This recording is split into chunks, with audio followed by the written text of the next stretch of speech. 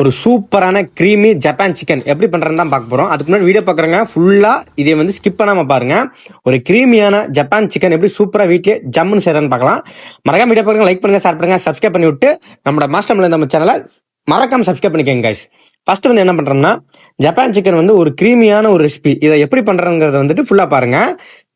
வந்து மைதா எடுத்துக்கோங்க. மைதா நம்ம எவ்வளவு எடுக்கிறோம்னா, ஒரு 3 டீஸ்பூன்ல இருந்து 4 டீஸ்பூன் மைதா எடுக்கிறோம். ஏன்னா 1/2 kg போன்லெஸ் சிக்கன் தான் நான் எடுக்கிறேன். அதுவே போதுமானது.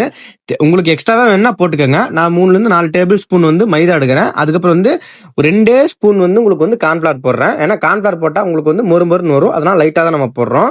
அதுக்கப்புறம் வந்து கொஞ்சம் வந்து தேவையான அளவு ஜிஞ்சர் கார்லிக் பேஸ்ட்டும், பெப்பரும், அப்புறம் சால்ட்டும் நீங்க போடணும். இது அப்படியே நீங்க ஃபாலோ பண்ணுங்க. மறக்காம வந்து வேற எக்ஸ்ட்ரா ஒரு இன்கிரீடியன்ட் போடவே கூடாது. இதுதான் ப்ராப்பர் ரெசிபி.